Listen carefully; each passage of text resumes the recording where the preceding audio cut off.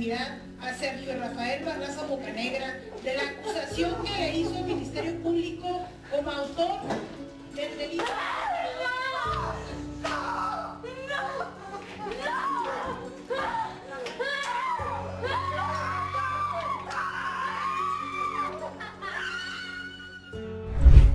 La justicia no siempre está del lado de las víctimas, y lo que acabas de ver es un claro ejemplo de ello.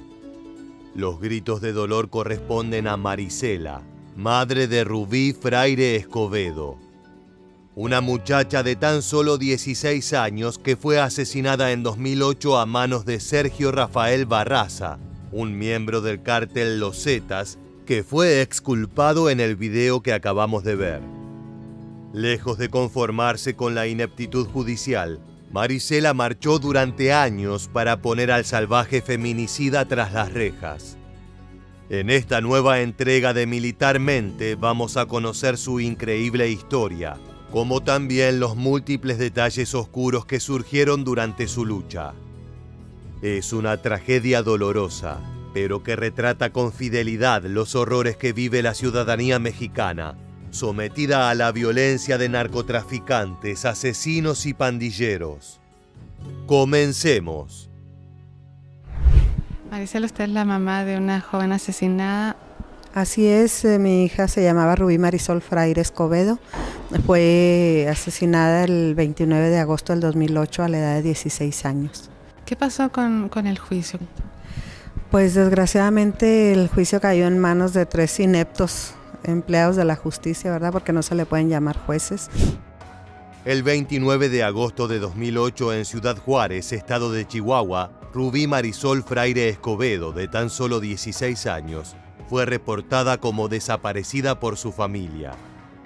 Era una muchacha sociable, pero no tenía la costumbre de faltar a su casa y colegio. Es por eso que su ausencia alertó a su madre Marisela. De inmediato trató de realizar la denuncia ante las autoridades pertinentes, pero su preocupación fue recibida con indiferencia por parte de los policías, quienes adujeron que ese tipo de casos son frecuentes y que las jovencitas siempre regresan a casa al cabo de unos días. En ese momento la mujer entendió que estaba sola y que debía ponerse manos a la obra si quería recuperar a su hija con vida. A partir de entonces, Marisela Escobedo luchó arduamente para conocer el paradero de la niña, repartiendo volantes, uniéndose a grupos de madres en busca de jóvenes desaparecidas y acudiendo a medios de comunicación. Desde un principio ella siempre sospechó de la pareja de Rubí, un sujeto llamado Sergio Barraza, mayor de edad y con un peligroso prontuario que lo relacionaban con el narcotráfico y la vida de pandillas. El 30 de enero de 2009, los peores temores de Marisela se hicieron realidad. Esa jornada recibió una llamada de un vecino, quien le contó haber escuchado a Sergio Barraza afirmando haber matado a la joven. Devastada y utilizando sus propios medios, la madre emprendió una travesía por toda la región, completamente decidida a dar con el sospechoso, quien desde hacía días no era visto en su vivienda. Finalmente, luego de preguntar y recorrer barrios y ciudades, Marisela encontró al sujeto en Fresnillo, Zacatecas. La policía recién entró en acción para arrestar al criminal una vez que el trabajo de investigación estuvo completo por la valiente mujer. En junio de 2009, el asesino confesó ante la policía haber llevado a cabo un brutal femicidio.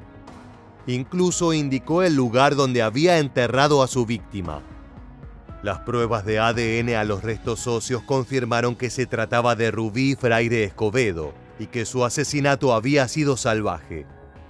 Incluyó golpizas, torturas y un último detalle desagradable. El cuerpo fue incinerado por Barraza en un intento torpe de desaparecer las pruebas. Escuchemos las duras palabras de Marisela al recordar aquellos tiempos en que tuvo que oficiar de detective ante la falta de respuestas de parte de la justicia. Cuando detectamos la desaparición de mi hija, yo inicié sola por mi cuenta las búsquedas, los rastreos, tropezando, batallando, pasando por filtros de las autoridades simplemente para que se levantara un acta de desaparición, ¿verdad? O de ausencia de mi hija. Enseguida, cuando por fin logré que se me hiciera caso, que se me pusiera atención, fue hasta que encontré a un joven que tenía ahora sí, una declaración del asesino, ¿verdad? De lo que había hecho con mi hija, se los llevé y fue cuando logré que se me hiciera caso. La historia de la familia Escobedo tuvo un desenlace trágico al encontrar a la más pequeña del clan muerta.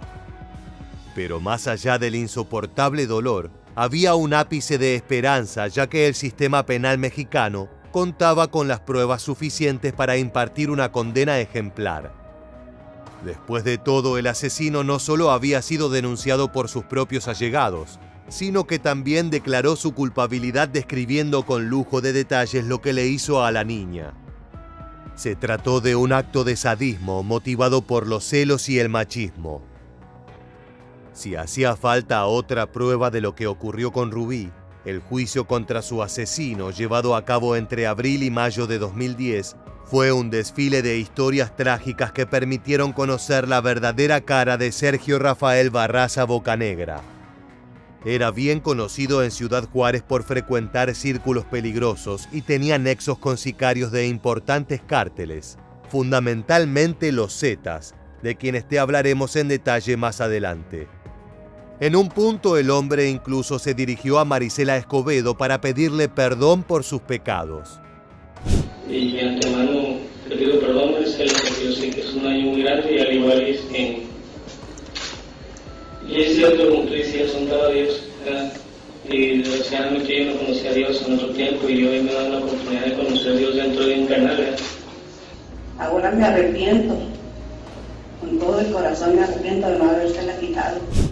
Las palabras de Barraza fueron de arrepentimiento y pesar, pero escondían veneno y cinismo. Después de todo, él fue quien se escondió durante semanas, esperando salir impune del brutal femicidio que había cometido en las afueras de Ciudad Juárez.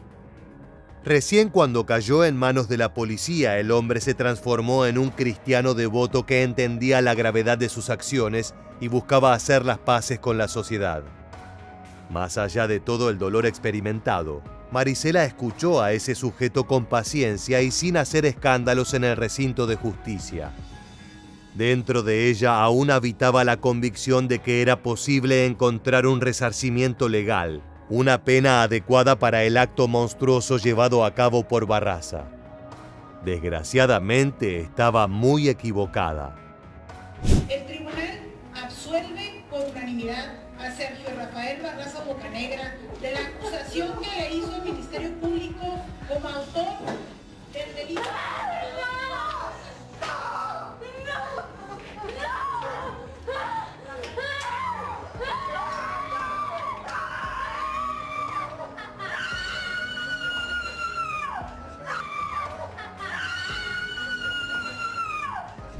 A pesar de su declaración de culpabilidad, el femicida fue liberado meses después porque la Fiscalía de Chihuahua no pudo comprobar el delito.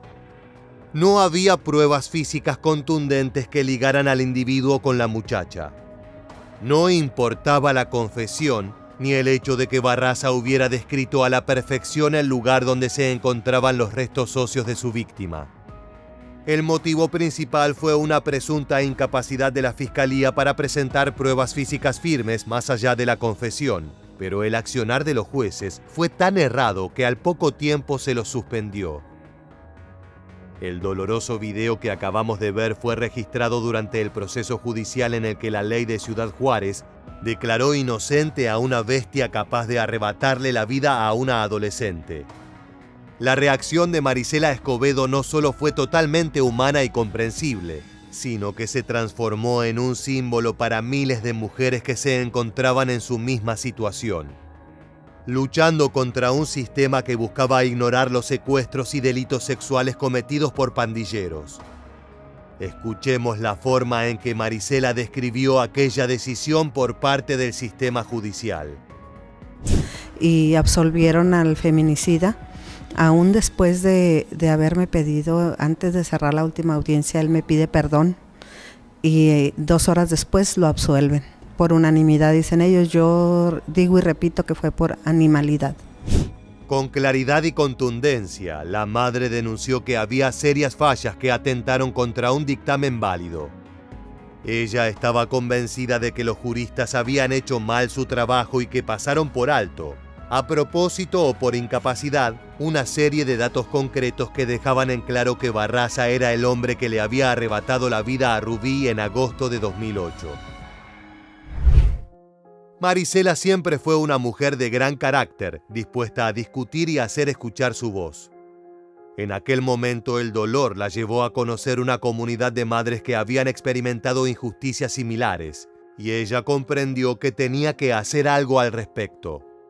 Es por eso que junto con su familia, Escobedo se dedicó a ser la vocera principal de distintos movimientos relacionados a la lucha por los derechos humanos y la justicia por crímenes brutales como la violación o el femicidio. Pronto ella se transformó en una cara frecuente en programas de televisión y protestas, donde presentaba con elocuencia las demandas de los familiares. Pero no solo se limitaba a contar su tragedia personal, también señalaba al poder judicial y político, enumerando los errores cometidos y dando nombres y apellidos de las personas involucradas en una decisión tan nefasta. Como podrás imaginar, esto incomodó a más de una persona. Nadie esperaba que aquella mujer destruida de Ciudad Juárez se transformara en una guerrera incansable, dispuesta a tener audiencias con gobernadores y personalidades de la cultura con el único propósito de difundir su causa. Ha sido un sinfín de actividades en las cuales yo siempre trato de invitar a las demás madres de familia de jóvenes desaparecidas o de feminicidios, por el hecho de que pues empatizo con ellas, ¿verdad?, en cuanto al dolor y en cuanto a lo que estamos pasando.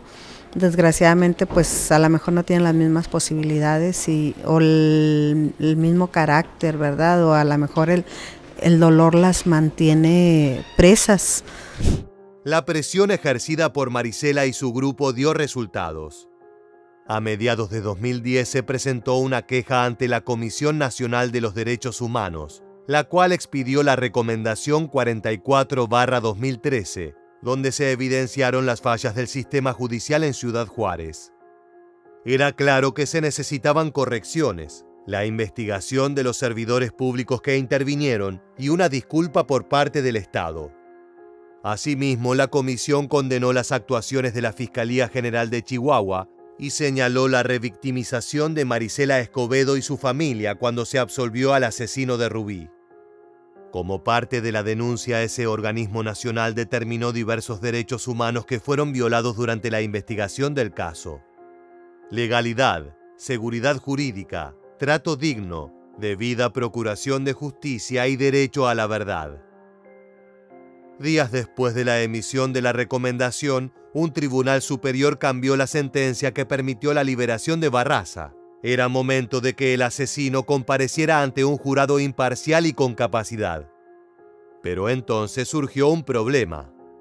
El culpable había huido y ahora formaba parte de los Zetas, el infame cártel narco que desde finales de los años 90 dominaba las calles de México. Esto no era un detalle menor. Esa organización se volvió legendaria no solo por el alcance de sus operaciones, sino porque la gran mayoría de sus fundadores habían sido parte del ejército y pusieron sus conocimientos al servicio del trasiego de narcóticos. Estamos hablando de manejo de armas pesadas, de torturas y de estrategias ofensivas para combatir con la policía y otros organismos de seguridad. Los Zetas eran la mayor amenaza a la paz en suelo mexicano, y Barraza, como pistolero de gran carrera, se incorporó a ese grupo. Muchos afirman que tenía familiares que hacía tiempo formaban parte del cártel, otros que buscó integrarse como método de protección para pasar a la clandestinidad y nunca tener que rendir cuentas con la ley. Marisela comprendió que el nuevo juicio por el crimen de Rubí había dado con un obstáculo inmenso. Sin embargo, con la compañía de otras madres y de su propia familia, la mujer salió a flote y volvió a las calles con sus peticiones y denuncias. Retomemos las palabras de esta guerrera para comprender mejor su pensamiento. ¿Qué esperanza de justicia tiene usted en este momento? Mire, desgraciadamente después de la absolución hubo un juicio de casación al cual se le dio la celeridad posible, ¿verdad? Y ahora sí que el sistema pues limpió su imagen, el gobierno limpió su imagen, me dieron una sentencia en un papel, la cual a mí no me sirve de nada porque es solo eso, una sentencia en un papel. El individuo, el asesino, continúa prófugo de la justicia. Su reflexión tenía algo de tristeza, pero nada de resignación. La mujer estaba convencida de su lucha y que más allá de cualquier obstáculo presentado por las esferas más poderosas, nada podía detener la furia de la organización entre civiles. Cabe destacar que Marisela ya no solo apuntaba a Barraza, autor del asesinato de la pequeña Rubí, sino que también despotricaba contra el gobierno y todo el sistema. Ella aseguraba que buscaron lavar su imagen luego del error garrafal cometido durante el primer juicio. En ese momento afirmaba que existían sociedades ilícitas entre el cuerpo policial y los grupos criminales como los Zetas. Si bien la coalición entre cárteles y autoridades no era algo nuevo, nunca nadie había tenido el coraje para denunciarlo de esa manera. Marisela era elocuente, de gran carácter y no tenía miedo a exponerse públicamente, aun si ello representaba un gran peligro. Ten en cuenta que estaba señalando no solo a integrantes de los Zetas, sino a sus socios en el poder político. Yo no podía quedarme en mi casa a llorar mi pena. De hecho, no he tenido oportunidad de llevar un duelo, de llevar un luto por estar luchando por justicia para mi hija. No me puedo permitir ese lujo y le he perdido el miedo a todo.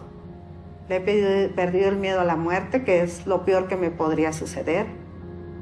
He enfrentado a las autoridades, he enfrentado al gobernador, he enfrentado a quien se me ha puesto enfrente.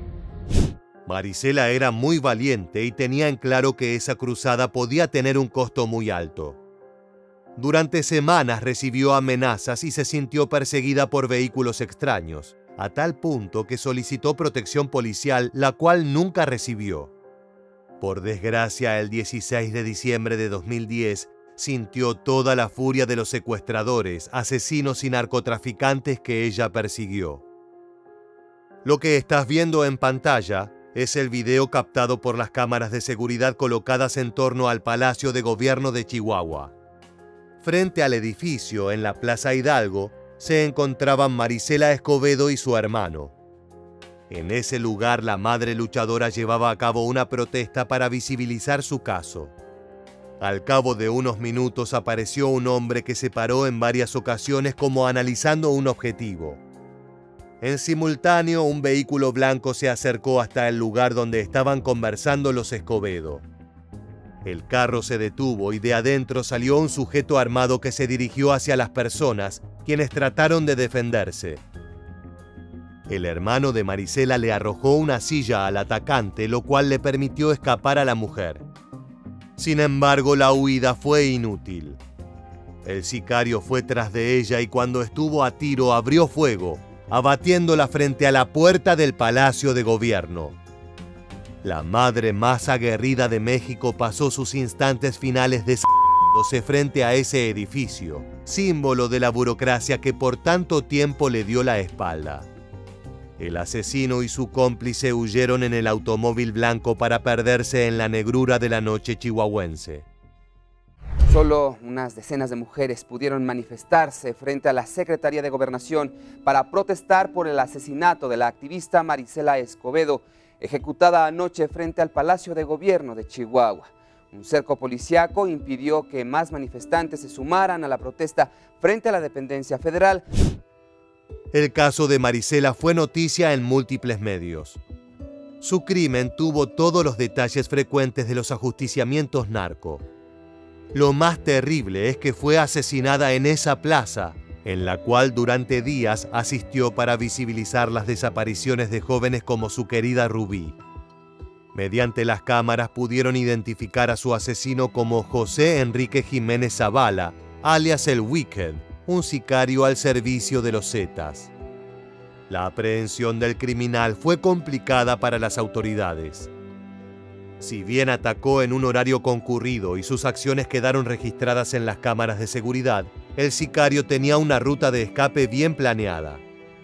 El automóvil blanco se perdió entre las decenas de miles de vehículos que transitaban Ciudad Juárez esa noche. Era un desenlace triste para la lucha de Escobedo. Ser asesinada de esa manera y que la ley no pueda siquiera atrapar al responsable parecía un insulto a su legado. No obstante, todo cambió el 7 de octubre de 2012 cuando la Fiscalía General de Chihuahua informó que había capturado al culpable luego de meses de investigaciones exhaustivas. El Wicked no opuso resistencia a su arresto. Fue trasladado a un destacamento y allí se lo interrogó en búsqueda de información que pudiera llevar a la justicia a la puerta de Barraza, el femicida prófugo. Desgraciadamente, el sicario no pensaba revelar ni un solo dato. Solo dejó en claro que entendía la gravedad de lo que había hecho y explicó que su accionar fue ordenado por sus superiores, que pertenecía a una banda criminal y que la muerte de Escobedo estaba relacionada a su activismo político. Estaba claro que gente importante se había sentido intimidada por el accionar de esa mujer. Responsable de privar de la vida a la señora Escobedo, por órdenes que yo tenía de la organización que yo pertenezco.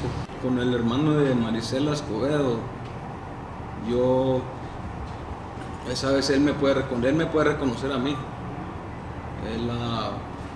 Esa vez intercambié unas palabras con él, de hecho me tiró una silla, el primer tiro se me encasquilló, de hecho él trató de tratar de impedir el homicidio, pero no lo logró. Marisela se convirtió en una víctima silenciada por el crimen organizado en el norte del país, pero su lucha y ejemplo continúa inspirando a mujeres a lo largo de los años. Desgraciadamente, el autor del femicidio de Rubí permaneció prófugo, actuando dentro de los Zetas como sicario y secuestrador hasta su violento final.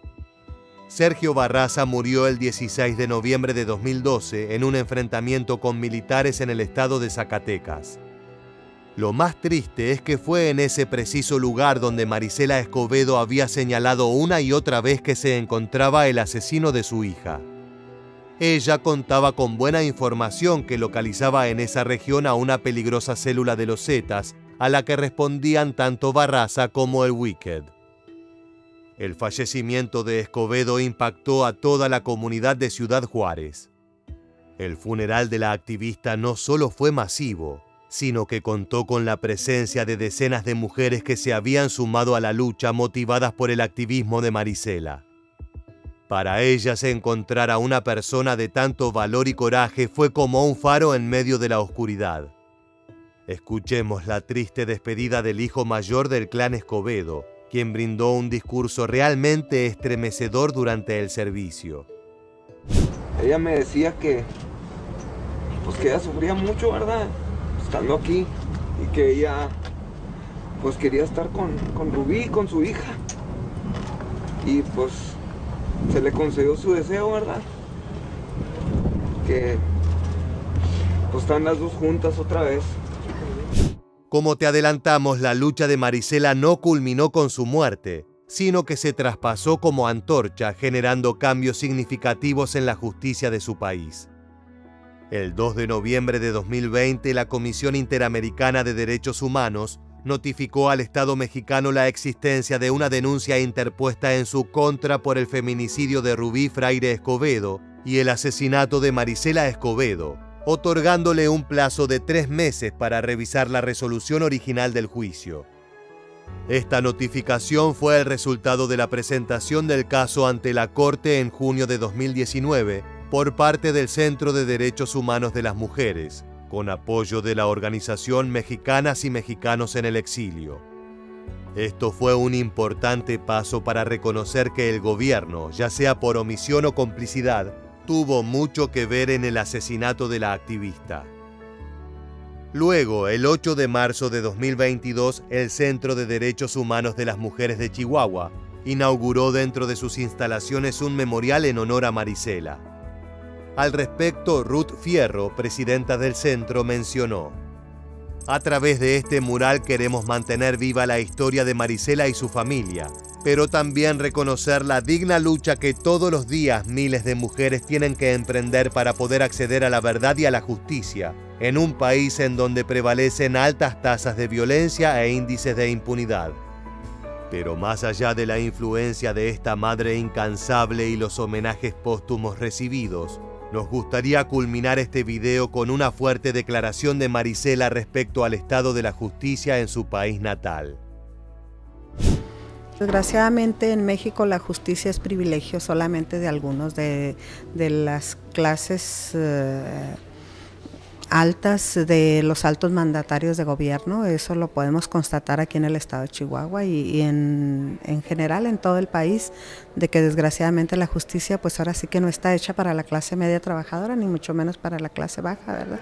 Entonces definitivamente en mi forma de pensar, mi forma de ver las cosas, cómo han ido sucediendo estos últimos años, no tenemos acceso a la justicia. La reflexión de Marisela Escobedo es tan dura como cierta. Y lo increíble es que a pesar de los años, sigue teniendo la misma validez. La justicia mexicana por lo general está mediada por intereses económicos y conveniencias políticas. En un país donde la autoridad más grande es el narcotráfico y donde las pandillas armadas son dueñas de las calles, resulta lógico que haya impunidad para los asesinos. Aún así, hay un factor de lucha que continúa encendido. Mientras sigan habiendo personas como Marisela, las cuales no están dispuestas a claudicar sus derechos y su dignidad, seguirá habiendo esperanzas de un cambio profundo y verdadero.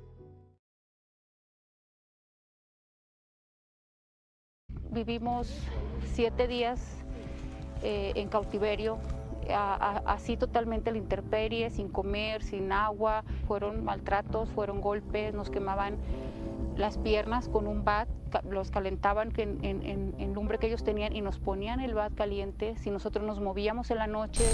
Lo que acabas de escuchar es el terrorífico testimonio de una mujer que vio al diablo a la cara y escapó para contarlo. En 2012, Perla y su familia fueron secuestrados por los Zetas, el cártel narco más sanguinario y salvaje de todo México. Durante 7 días fueron torturados y vieron con sus propios ojos cómo desmembraban y cocinaban a uno de los suyos.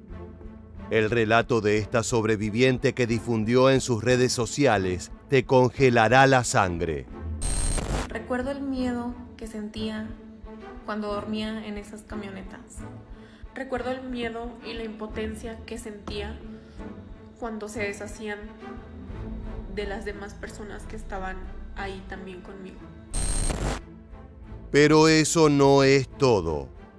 También conoceremos el calvario que atravesó una joven de 18 años que fue secuestrada junto a su bebé por parte de uno de los infames cárteles aztecas y la clase de horrores que presenció durante su cautiverio. Prepárate para una entrega oscura, no apta para estómagos sensibles.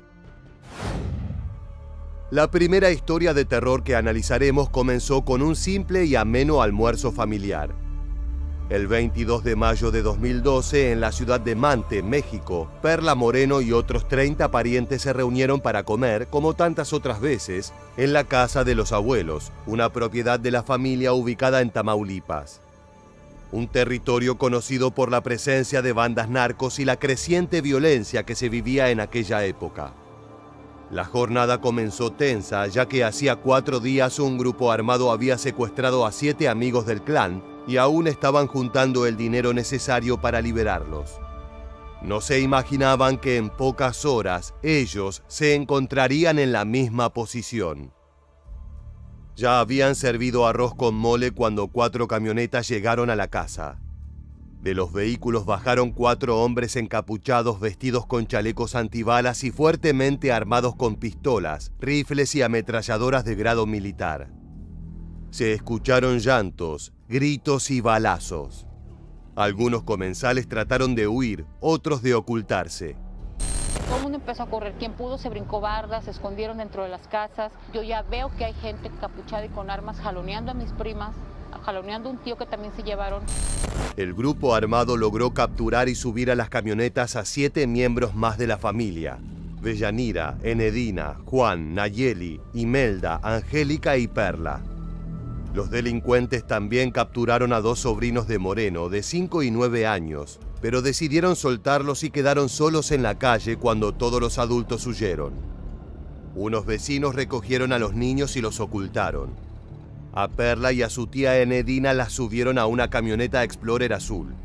Los 2 hombres armados que las custodiaban las llevaron a las inmediaciones de un motel de carretera, el Diamant.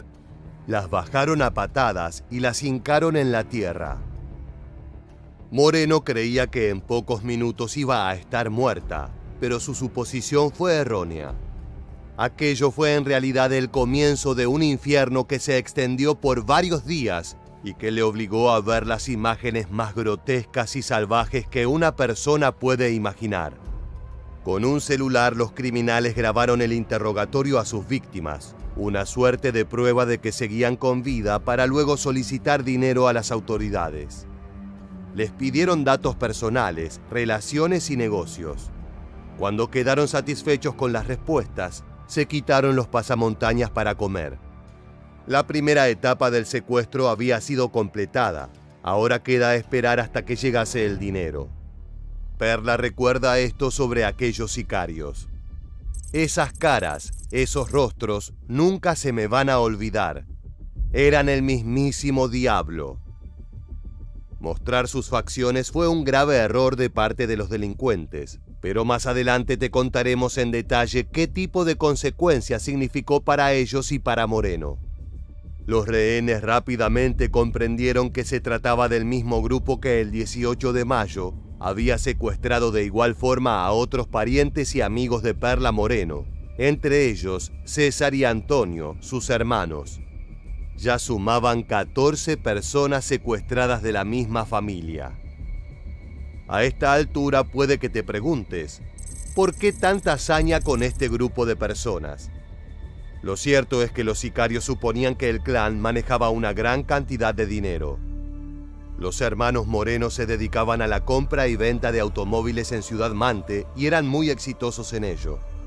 Cuando los secuestraron en su establecimiento, los delincuentes se llevaron las llaves de más de 40 vehículos y la caja fuerte. Los golpearon y los subieron a una camioneta blanca tipo Lobo, una de las preferidas por los operadores del cártel de los Zetas. Desde entonces no había noticia de ellos, hasta que los mismos secuestradores irrumpieron el almuerzo familiar. Una vez que reunieron todas las piezas, los sicarios llamaron para solicitar el rescate de $250.000. La amenaza era clara y preocupante. Si no llegaban los billetes, los iban a cortar en pedazos para luego disolver su carne con químicos.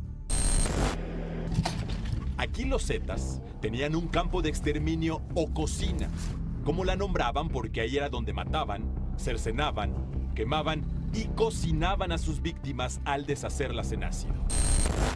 No estaban alardeando o exagerando. La organización Z era infame por sus métodos extremos y su afición por desmembrar y distribuir las partes del cuerpo de sus víctimas. En la década pasada fueron considerados el cártel más violento de México, ya que empleaban tácticas de tortura propias de guerrillas o ejércitos antiinsurgencia. Traficaban con drogas, extorsionaban y secuestraban en 16 de los 32 estados del país.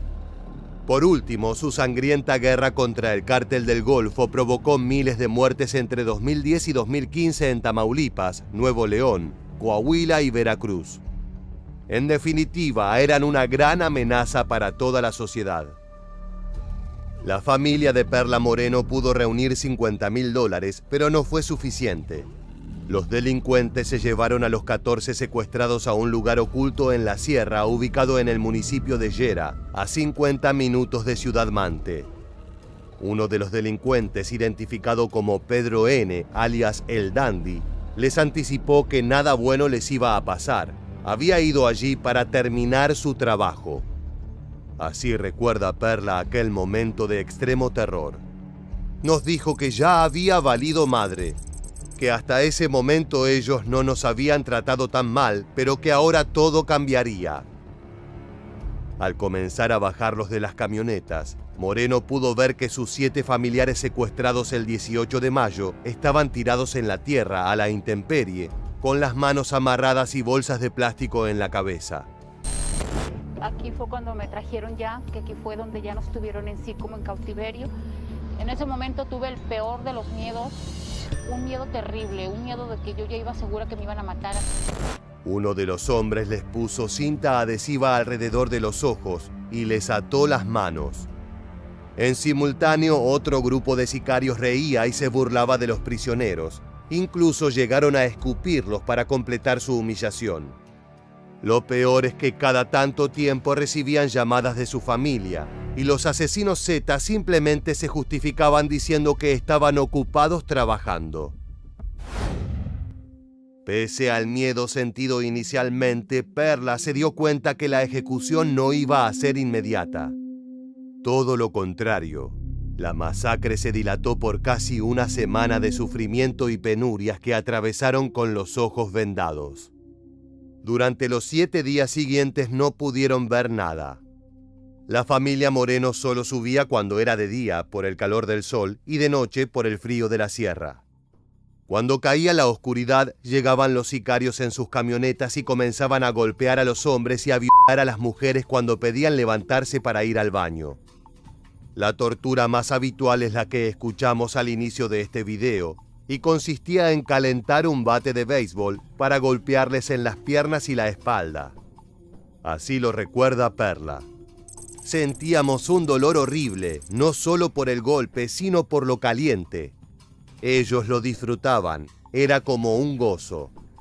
Otras veces los quemaban con cigarrillos prendidos, caminaban sobre ellos o colgaban a los hombres de los árboles boca abajo. En el 7º día de cautiverio, los sicarios subieron a la sierra antes del anochecer, enfurecidos porque ya no quedaba nadie en Ciudad Mante a quien pedirle rescate. El resto de la familia de los 14 secuestrados había huido de la ciudad, y es por eso que el jefe de plaza local, el Ricky, resolvió quedarse con sus propiedades. Les preguntó dónde encontrar escrituras y facturas de sus autos y casas y les prometió liberarlos si los encontraba. Pero no fue así.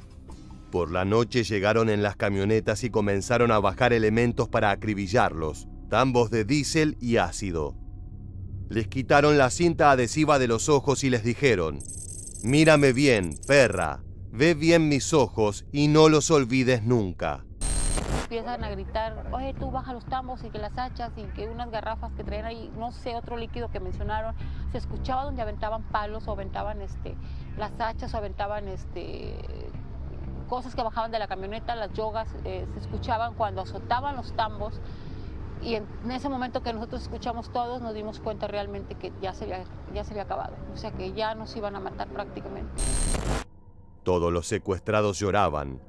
Uno de los hombres del cártel levantó del suelo a uno de los tíos de Perla, el señor Dionisio, de 57 años. Lo acercaron a un gran tronco de madera y encendieron un reflector para alumbrarlo. Querían que todos vieran cómo lo iban a matar. Era un grotesco espectáculo. Moreno no olvidará jamás la imagen de su tío siendo descuartizado a machetazos. Cada golpe en la carne era más ensordecedor. En un punto, los gritos de dolor de Dionisio se mezclaron con los llantos de los familiares vivos, conformando una melodía oscura que retumbaba en las afueras de la ciudad. Tan lejos que nadie podía escucharla, salvo los protagonistas del horror. Y prácticamente vimos todo lo que le hicieron. O sea, qué le hicieron, cómo lo mataron. Al momento que hacen el primer hachazo que le dieron a mi tío, en ese momento mi cuerpo se puso caliente de pies a cabeza, me quedé sorda, no escuchaba nada, no podía hablar, mi lengua se puso dura, tenía mucho miedo. Impulsada por el miedo, Perla Moreno se levantó y con una piedra golpeó con fuerza al hombre que los cuidaba, noqueándolo en un instante.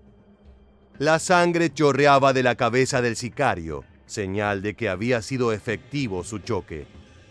Los demás familiares se rebelaron. Algunos subieron en una de las camionetas y lograron arrancarla, pero Perla se quedó paralizada viendo cómo se alejaban. Cuando reaccionó, solo pudo correr y aventarse en caída libre por un barranco. Sobrevivió a la caída, pero no se podía mover. Solo escuchaba balazos que provenían desde arriba.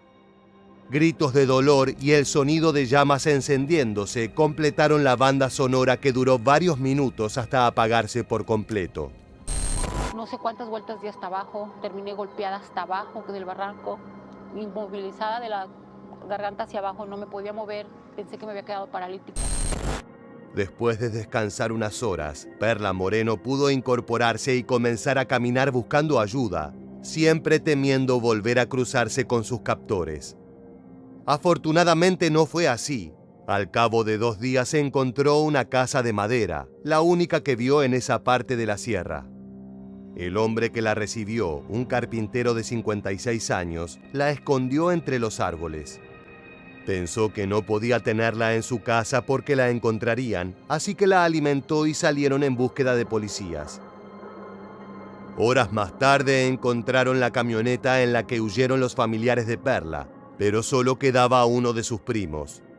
Les contó que tras huir a toda velocidad, chocaron en una curva y no pudieron seguir.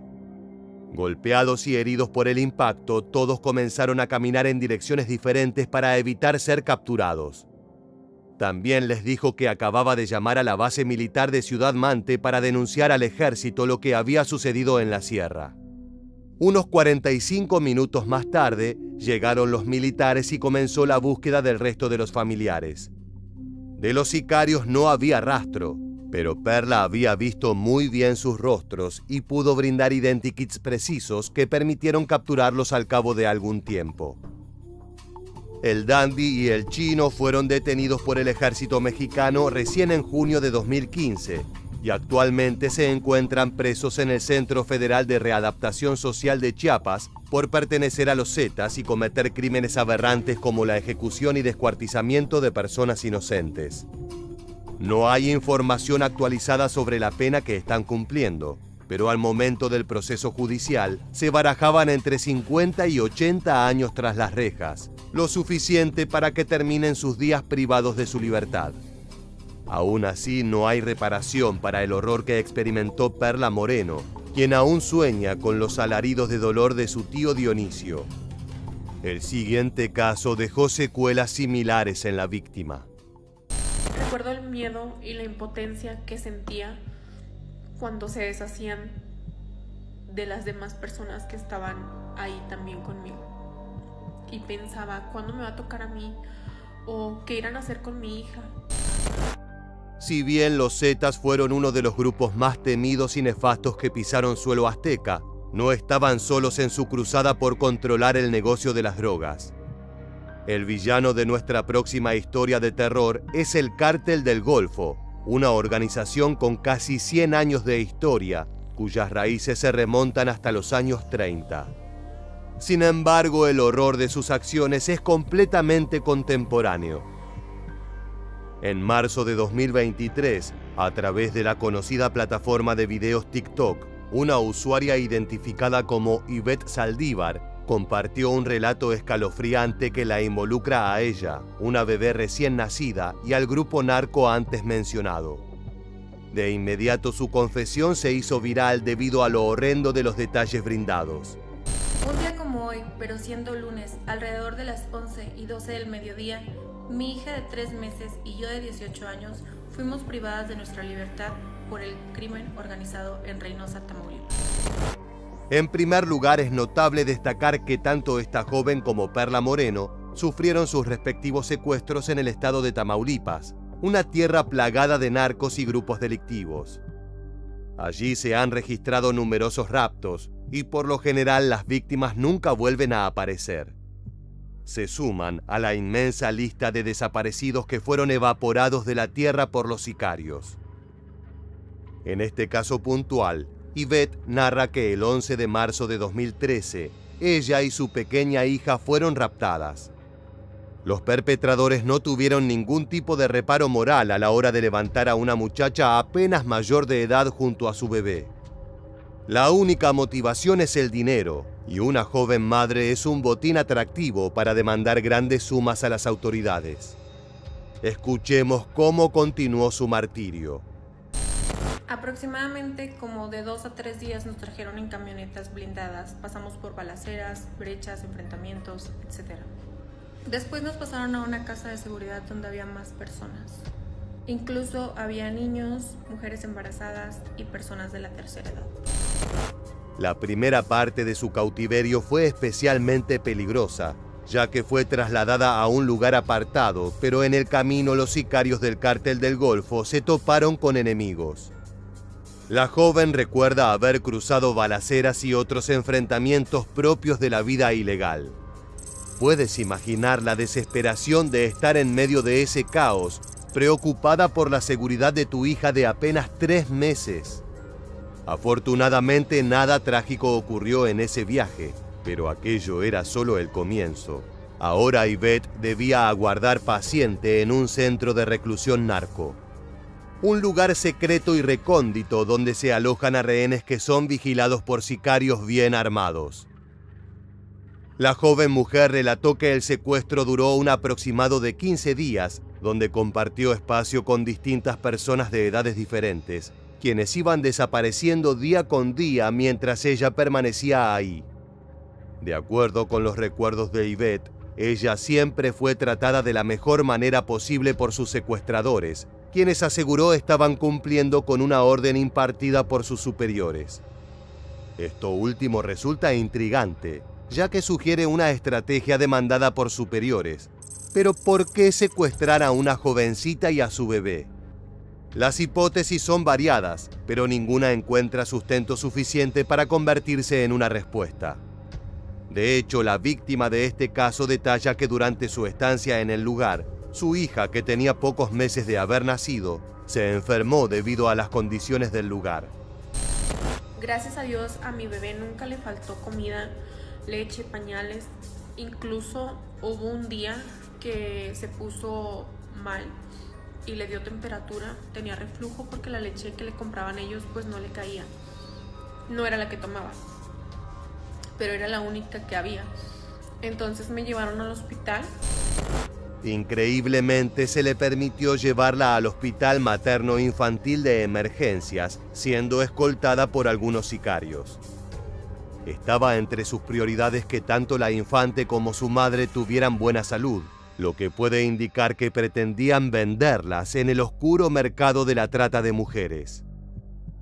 Ivette Saldívar reveló que cuando estuvo en el centro de salud pidió ayuda con una enfermera del lugar. Sin embargo, la encargada le aseguró que no podía hacer nada para apoyarla, pero le prometió que todo saldría bien. Y le dije, me le acerqué y le dije, ayúdame por favor, ayúdame a salir de aquí. Dime por dónde puedo salir y que no se den cuenta. Y me dijo, yo no te puedo ayudar. Lo siento mucho, yo no te puedo ayudar. Y le dije, por favor, nos tienen privadas de nuestra libertad. Y ya me dijo, no puedo, hijo, por más que quiera te lo juro que no puedo. Se le empezaron a llenar los ojos de lágrimas. Ante esta situación, la mujer pensó en dejar a su hija en el centro de salud para salvarla. No obstante, resistió con ella hasta el último día de su secuestro. Esto también apunta a una complicidad entre el centro médico y la organización criminal. No sería la primera vez que se revelan lazos de cooperación entre cárteles y hospitales, pero nunca antes con respecto al manejo de pequeños de tan corta edad. Ivette también mencionó que fue testigo de cómo las personas que estaban con ella iban desapareciendo, muchas de ellas debido a que su familia había efectuado un pago, pero otras marchaban directo a la fila de ejecuciones. Con frecuencia se escuchaban disparos lejanos, lo que podría indicar uno de esos infames espacios de ocultamiento de cadáveres. Cuando yo llegué, vi que había más personas, alrededor de unas 50, 60, pero conforme pasaban los días iban disminuyendo y éramos pocos ya los que quedábamos con vida. Desafortunadamente, en el TikTok original la mujer no brinda detalles sobre cómo fue liberada, por lo que su historia tiene un punto ciego sobre el cual no podemos brindar detalles. A pesar de las condiciones, Ivette y su bebé no fueron dañadas, pues los sicarios que las tenían cautivas se limitaban a vigilarlas, por lo que incluso la víctima agradeció el trato recibido durante su estancia en ese infame lugar. No obstante, la mujer lamentó los hechos no solo por su caso específico, sino por la situación de peligro que enfrenta todo México. Ivette destacó que durante su reclusión con uno de los cárteles más peligrosos, fue testigo de los enfrentamientos, las injusticias y la violencia que día a día la gente sufre en manos de las células delictivas. También vivió en carne propia la impunidad con la que se manejan y el nivel de influencia que tienen en distintas esferas de la vida pública. Por ello, la joven madre hizo una denuncia a las autoridades de gobierno por no hacer nada al respecto, pues aseguró que dentro de su estadía en la casa de secuestro, fue consciente de la cantidad de gente desaparecida que no corre con la misma suerte que tuvo ella y su bebé. Recuerda que estos son apenas 2 ejemplos de una crisis espantosa que desde hace años aqueja a México. Ya sean familias numerosas o madres jóvenes y solteras, no hay víctima demasiado frágil como para estar fuera de la mira del narcotráfico.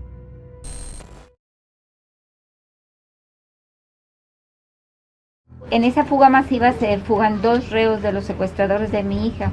Uno fue recapturado, pero uno aún sigue libre. A raíz de eso, yo también pedí seguridad en lo que este reo fuera recapturado, que hasta fecha no ha sucedido. Lo que acabas de escuchar es el último testimonio de Miriam Rodríguez, una activista que pedía seguridad ante la fuga de los secuestradores y asesinos de su hija. Pero sus súplicas no fueron escuchadas y murió en manos de un grupo de sicarios el 10 de mayo de 2017. Su trágico destino silenció a la comunidad de Tamaulipas por años, hasta que la violencia y el horror azotaron nuevamente a la ciudad en 2020, cuando un adolescente fue brutalmente mutilado, provocando manifestaciones y protestas. En esta entrega de Militarmente vamos a adentrarnos en uno de los negocios más oscuros, el secuestro extorsivo de menores de edad. En particular nos enfocaremos en 2 casos muy diferentes pero igual de impactantes. La trágica historia de Luciano Leal Garza, cuyos detalles no son aptos para todo público, y la del pequeño Dylan Esaú de tan solo 2 años. Comencemos con este traumático viaje.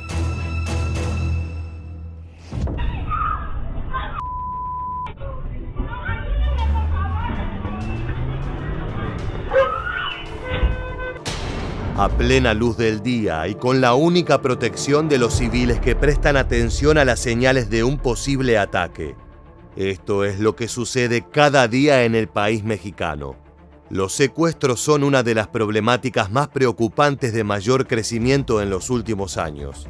Durante el 2023 fueron 95 raptos en total, mientras que solo en enero y febrero de 2024 se han presentado 8 casos de delitos extorsivos, es decir, cometidos para obtener un rescate.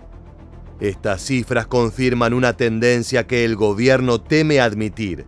En México, los secuestros de menores de edad, si bien mostraron una notoria disminución durante la pandemia, luego de esta no han dejado de acrecentarse. Sin embargo, durante esa época de restricciones, ocurrió un caso que impactó a todo el país. El 8 de julio de 2020, el joven Luciano Leal Garza salió de su casa en San Fernando, Tamaulipas, en dirección al Parque Lineal en el fraccionamiento Las Fuentes. Esa tarde, el adolescente de apenas 14 años iba a encontrarse con una joven que conoció mediante las redes sociales. Luego de semanas hablando por Facebook, concertaron una cita en la antes citada plaza, pero cuando Luciano llegó al lugar, no había ninguna adolescente aguardando. En cambio, hombres armados con fusiles de asalto salieron de una camioneta y se lo llevaron a la fuerza con rumbo desconocido. Era el inicio de una pesadilla que duró más de 100 días y que tuvo en vilo a todo México, no por ser un hecho aislado, sino por la juventud de la víctima. es que Tamaulipas es una tierra dominada por narcos, donde el secuestro extorsivo es un peligro constante al que los vecinos se acostumbraron tristemente.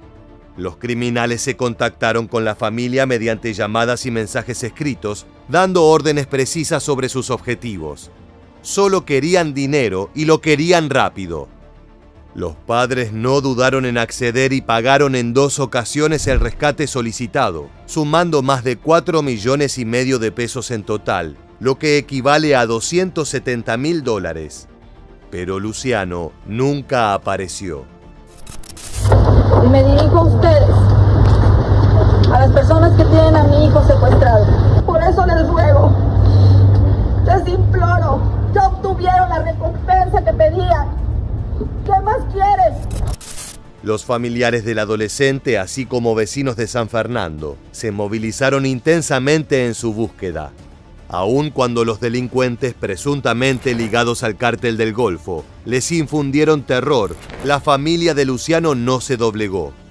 Al menos hasta mediados de octubre del 2020, cuando su tétrica historia llegó al tercer acto, con un desenlace grotesco como pocos.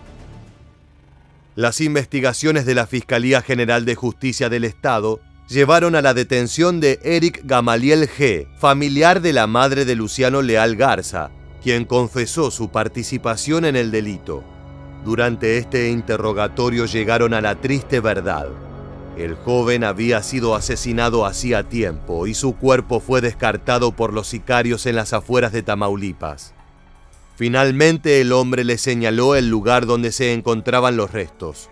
La noche del jueves 15 de octubre, policías estatales y elementos de la Guardia Nacional arribaron a un predio a las orillas de la ciudad a varios metros de la carretera Matamoros-Reynosa. En ese lugar localizaron dentro de una maleta los restos en estado de descomposición del menor, quien vestía bermuda, camiseta y tenis negros, los cuales sirvieron para la identificación por parte de sus padres. El cuerpo fue llevado al servicio médico forense para efectuar la autopsia, determinar las causas y el tiempo de muerte, así como realizar los análisis de ADN para su identificación plena. Con el tiempo se supo que fue golpeado, torturado y luego desmembrado para su descarte. Solo narrarlo es suficiente para revolver el estómago. De esa tétrica manera culminaron los 100 días de búsqueda de la familia Leal Garza. Lo que veremos a continuación corresponde al cortejo fúnebre del adolescente, un evento que reunió a familiares, vecinos y amigos del joven con un único fin: despedirlo. En punto de las 9:30 horas, el cortejo salió de la funeraria en el centro de la ciudad y en la caja de su camioneta lo trasladaron al negocio de sus padres. Posteriormente a la iglesia donde acostumbraba acudir.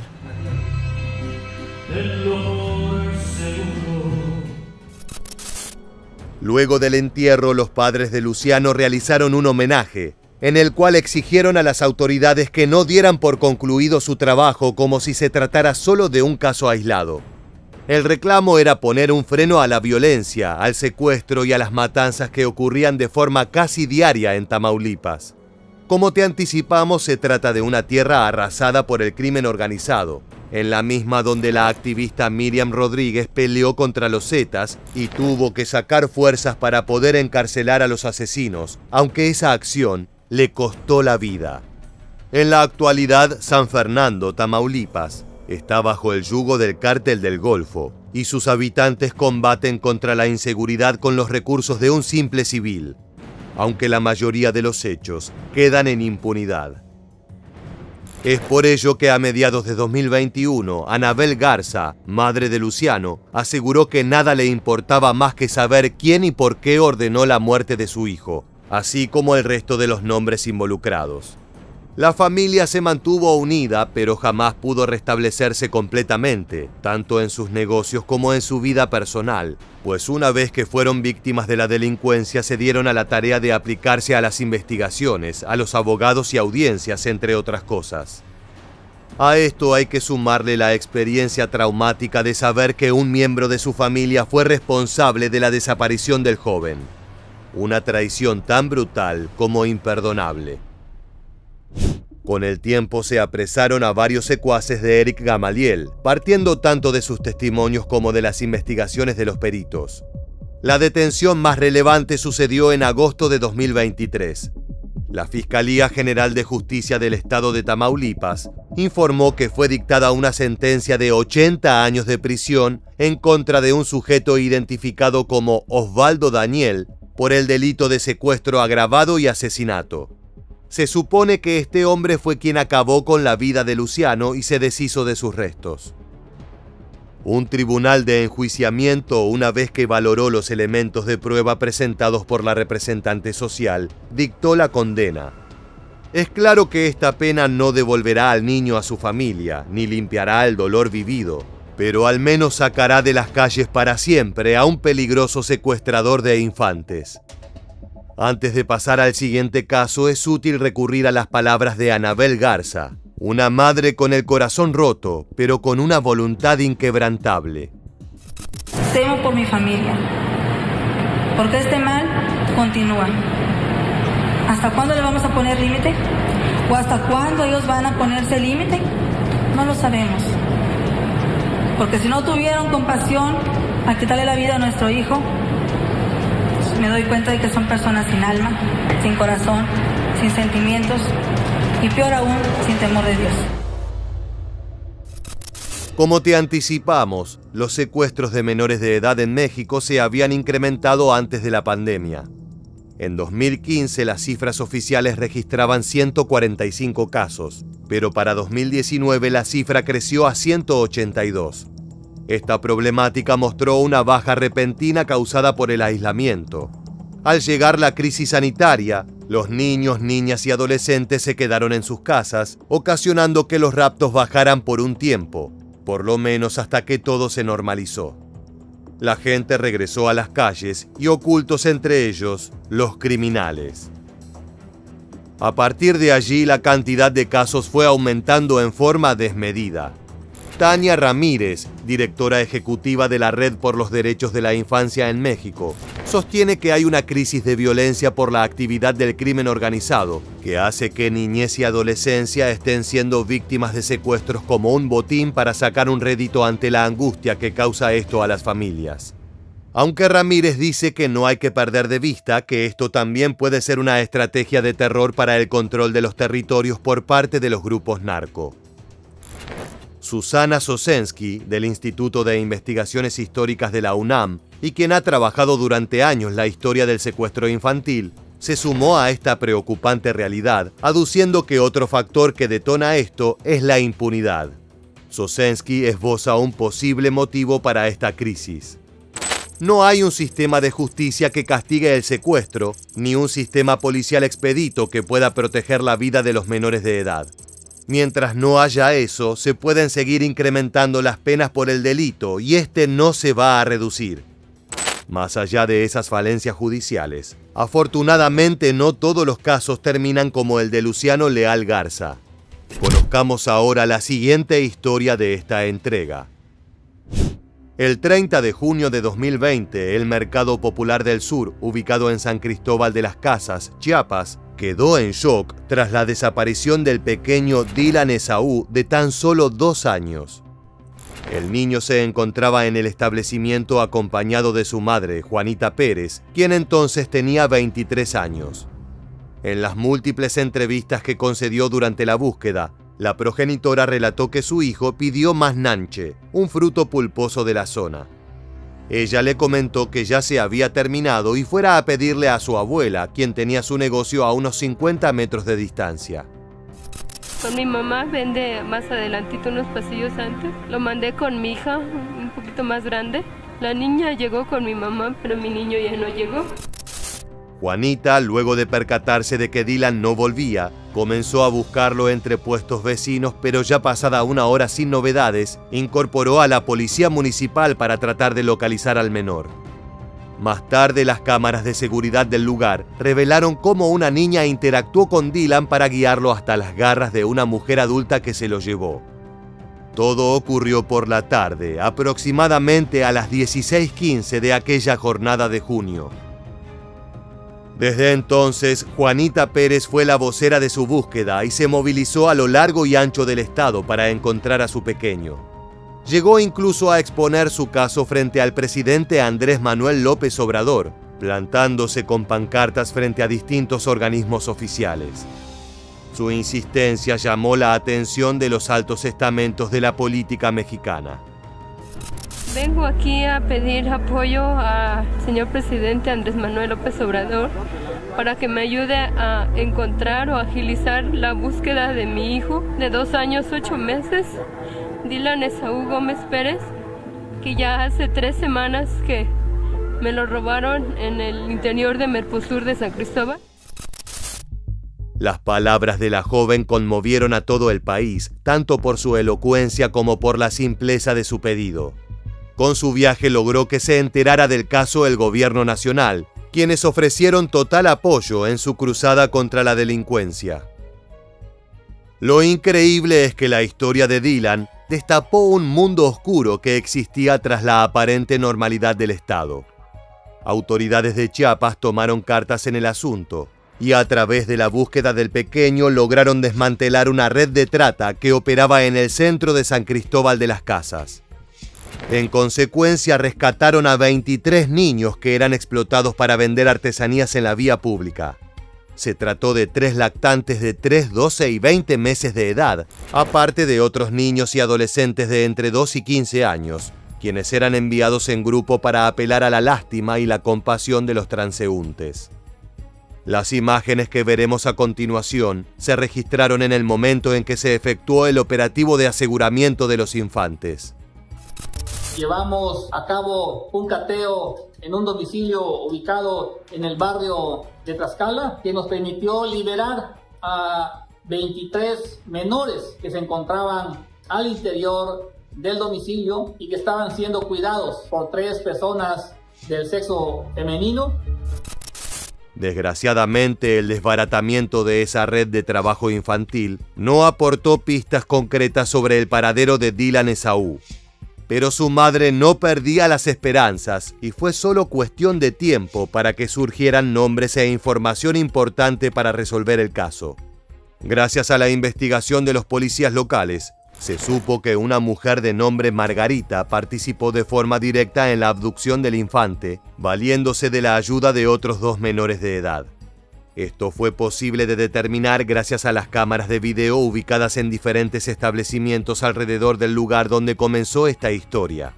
De acuerdo con las autoridades, Margarita se dedicaba a vender ámbar en las instalaciones del Mercado Popular del Sur, donde era conocida por tener un carácter volátil y conflictivo. Pero la investigación parecía no avanzar. La policía no podía encontrar el paradero de Margarita y no había rastros de Dylan que les permitiera continuar. Entonces, la Fiscalía General de Chiapas tomó la decisión de ofrecer una recompensa de 300,000 pesos mexicanos a quien ayudase a localizar a Margarita, señalada como principal sospechosa. Asimismo, se pagaría una suma idéntica a cualquier dato útil y fehaciente que llevase a localizar al menor de 2 años. Finalmente, tras el cotejo de varios datos y cruzando reportes obtenidos por trabajadores del mercado, se dio con la vivienda de la sospechosa, quien fue apresada rápidamente y sin oponer resistencia en agosto de 2020. La mujer tenía su domicilio en la comunidad Nueva Esperanza de los Pobres, municipio de Cintalapa, Chiapas, pero cuando fue capturada y el pequeño liberado, se encontraba en una comunidad vecina llamada Las Palmas. Ahí tenía bajo su resguardo al menor Dylan Esaú. La fiscalía reveló parte de su testimonio, en el cual afirmaba que no podía concebir hijos, lo que le generó muchas dificultades con su expareja, por lo cual secuestró al infante. Contó que merodeó durante varios días los alrededores del mercado, buscando algún pequeño que estuviera en alguna situación de vulnerabilidad para poder sustraerlo. El fiscal agregó que la intención de la mujer era hacerle creer a su expareja que había tenido un hijo de él a fin de que regresara con ella. Es por esto que no le causó ningún daño evidente al infante. No fue mala conmigo. Gracias a Dios me lo cuidó. Estos 45 días no sé cómo lo trató, pero mi hijo está bien. La detenida también confirmó, según la fiscalía, que engañó a 2 menores. Les hizo creer que era la madre de Dylan y les pagó 200 pesos mexicanos para que, según ella, rescataran al niño. Luego se lo llevó a una habitación que alquilaba.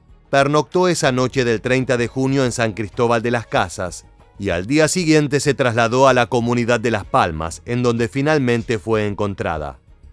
El fiscal Llave Navarca también destacó que al poco tiempo de efectuado el rescate, a Dylan se le practicaron diversas pruebas que corroboraron que se encontraba en buen estado de salud. De todas maneras, se le estaría dando acompañamiento con un tratamiento psicológico debido a que el pequeño fue víctima de un crimen.